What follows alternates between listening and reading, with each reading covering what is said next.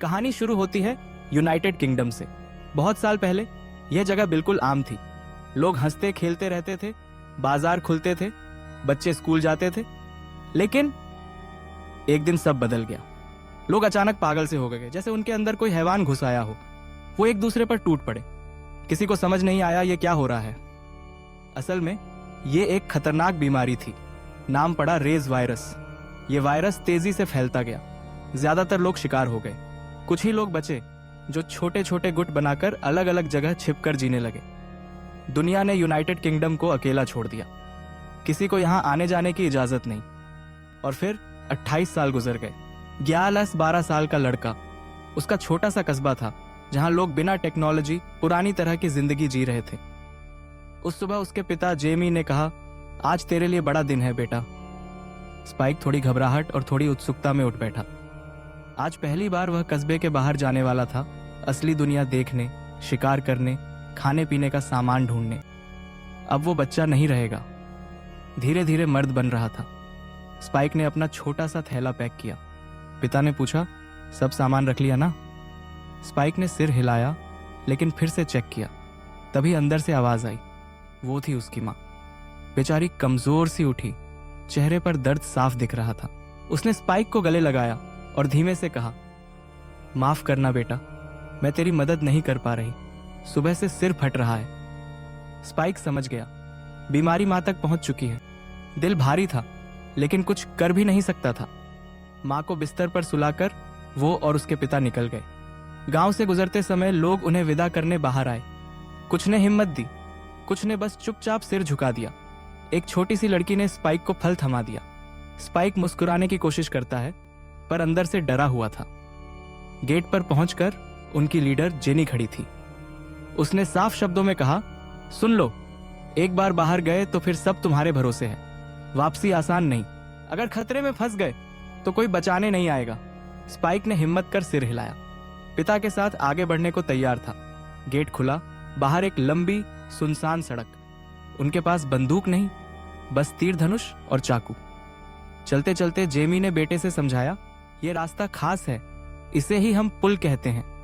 यह तभी दिखता है जब पानी की लहरें नीचे होती हैं। सिर्फ 4 घंटे हैं हमारे पास, वरना लहरें ऊपर जाएंगी और रास्ता डूब जाएगा। फिर हम भी।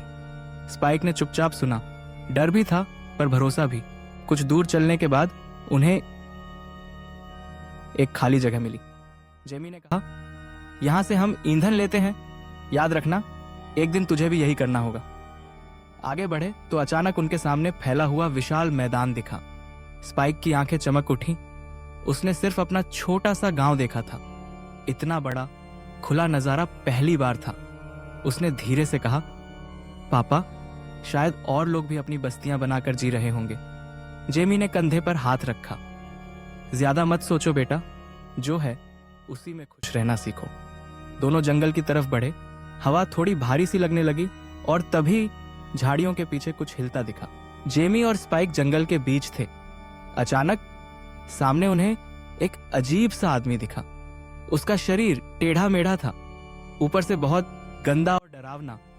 उसकी काली चमड़ी जगह जगह लटक रही थी, जैसे आधा जिंदा हो आधा मरा हुआ। उसके ऊपर अजीब सा फंगस और गंदगी चिपकी हुई थी। वो जमीन पर घिसटते हुए चल रहा था और धीरे धीरे किसी चीज को खाने लगा। जेमी ने धीरे से स्पाइक को रोका और कान में बोला, देख, ये पहला है, इसका मतलब पास ही और भी होंगे। हर इन्फेक्टेड को मारने का तरीका अलग होता है। इसको तभी खत्म कर पाएंगे जब गर्दन पर तीर लगेगा। स्पाइक ने डरते डरते तीर कमान निकाला। उसने गहरी सांस ली और धम, तीर सीधा गर्दन के पार निकल गया। स्पाइक की आंखें चमक उठीं। यह उसका पहला शिकार था। पर तभी पीछे से आवाज आई। एक और इन्फेक्टेड दरवाजे जैसा तोड़कर बाहर आ गया। इस बार जेमी तुरंत आगे बढ़ा। उसने बिना डरे निशाना साधा और फटाक से तीर छोड़ दिया। धीरे धीरे और भी कई इन्फेक्टेड बाहर आने लगे, लेकिन जेमी बेहद शांत था। उसने एक एक करके सभी को खत्म कर दिया। इतने में दोनों ने देखा कि सामने एक छोटी इन्फेक्टेड बच्ची खड़ी है। जेमी और स्पाइक ने तीर नहीं चलाया। दोनों चुप रहे। बच्ची धीरे धीरे पीछे हटी और फिर भाग गई। जेमी ने हंसकर स्पाइक की पीठ थपथपाई। अच्छा शॉट था, बता, कैसा लग रहा है अपने पहले शिकार के बाद? स्पाइक के होंठ कांपे। वो कांपती हुई आवाज में बोला, अजीब लग रहा है, डर भी लग रहा है। जेमी ने उसकी आंखों में देखा और नरम आवाज में कहा, बुरा मत सोच, ये वैसे भी इंसान नहीं रहे। तूने तो इन्हें आजादी दी है। अब जल्दी चलते हैं, क्योंकि उनकी चीखें और इन्फेक्टेड को बुला लेंगी। दोनों आगे बढ़े और यूं ही चलते चलते अचानक पेड़ों के बीच से हिरणों का झुंड निकल आया। स्पाइक ने इन्हें पहली बार देखा था। उसकी आंखों में चमक आ गई। डर के बीच पहली बार दिल खुश हुआ। फिर उन्हें एक खाली घर मिला। घर सुनसान था, लेकिन ऐसा लग रहा था कि कोई पहले यहां आ चुका है और सब काम की चीजें ले गया है। फिर भी दोनों ने तलाशी लेने का सोचा। तभी जेमी को फ्रिज मिला। उसने मुस्कुराते हुए स्पाइक को दिखाया, पर उसी वक्त पास वाले कमरे से आवाज आई। दोनों सावधान होकर कमरे में घुसे। अंदर उन्होंने कुछ ऐसा देखा कि स्पाइक का दिल जम गया। एक आदमी उल्टा लटका हुआ था, पैरों से रस्सी में बंधा हुआ। उसकी छाती पर कुछ अजीब सा उकेरा गया था। स्पाइक ने नजर फेर ली, लेकिन जेमी बोला, ध्यान से देख। अचानक वह लटका हुआ आदमी हिला। उसके झटके बढ़ते गए। स्पाइक डर से पीछे हट गया। जेमी ने गंभीर आवाज में कहा, यह किसी और कबीले का आदमी है। उन्होंने इसको ऐसे ही लटकाया है ताकि ये इंसान धीरे धीरे इन्फेक्टेड होकर मर जाए। स्पाइक कांप गया। कोई इतनी हैवानियत कैसे कर सकता है? जेमी ने बस कंधे उचका दिए। एक काम कर, इसे खत्म कर दे, इससे पहले कि यह पूरी तरह इन्फेक्ट हो। इसे मुक्ति दे दे। स्पाइक हिचकिचाया, लेकिन तभी रस्सी टूट गई और आदमी धड़ाम से जमीन पर गिरा। वो जोर जोर से तड़पने लगा। अब इंतजार का वक्त नहीं था। स्पाइक ने झट से तीर छोड़ा। तीर उसके सिर के पार हो गया। आदमी वहीं खत्म हो गया। जेमी ने मुस्कुराकर कहा, सही किया। दोनों फिर से आगे बढ़े। जंगल और गहरा होता गया। रास्ते में उन्हें एक हिरण के चिथड़े चिथड़े टुकड़े पड़े मिले। जमीन पर खून और मांस के टुकड़े बिखरे हुए। स्पाइक को घिन आ गई।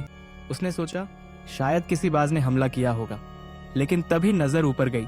पेड़ की डाल से हिरण का कटा हुआ सिर लटक रहा था। जेमी ने देखा और चेहरा कड़ा हो गया। उसने धीमे स्वर में कहा, यह साफ साफ निशान है। यहां अल्फा है।